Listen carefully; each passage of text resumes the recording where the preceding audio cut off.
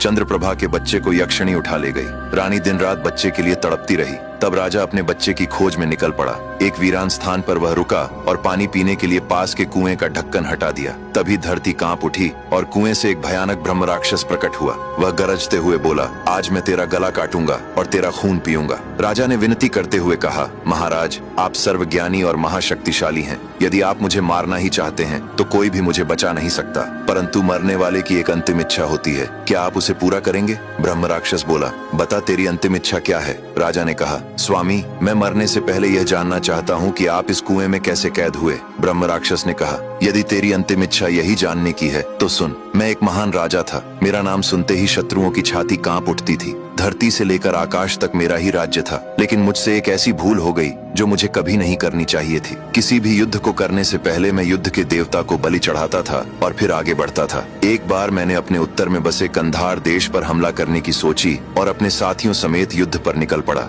शत्रु को हराकर लूटपाट की और सारा धन लेकर समुद्री रास्ते से वापस लौटा। समुद्र में एक दिन की यात्रा पूरी हुई। दूसरे दिन अचानक भयंकर तूफान आ गया। जहाज को आगे बढ़ाना मानो मृत्यु को बुलाना था, इसलिए मेरे सभी सैनिक समुद्र किनारे रुक गए और वहीं रात बिताने की व्यवस्था की गई। परंतु उस रात के बाद जब भोर हुई तो मैं अपने घोड़े पर सवार होकर ब्रह्म मुहूर्त में शिकार के लिए अकेला निकल पड़ा। एक जंगली सुअर का पीछा करते करते मैं बहुत दूर निकल गया। थककर एक सरोवर पर पहुंचा, वहां पानी पिया और उसी के किनारे एक वृक्ष के पास बैठ गया। थोड़ी ही देर बीती थी कि एक अत्यंत सुंदर कन्या वहां स्नान करने आई। वह किसी अप्सरा से कम नहीं थी। उसने अपने वस्त्र उतार दिए और नग्न होकर स्नान करने लगी। दुर्भाग्यवश उसकी सुंदरता देखकर मैं उन्मत्त हो गया और मैंने उसे पकड़ लिया। वह स्त्री पराये पुरुष को देखकर भय से कांपने लगी। तभी वह क्रोध से भर उठी। उसने गुस्से में कहा, नीच पापी, तूने आज स्वयं अपनी मृत्यु को पकड़ लिया है। इतना कहकर उसने जोर से 3 बार धरती पर पैर पटका और बोली, तुरंत आओ। अचानक धरती फट गई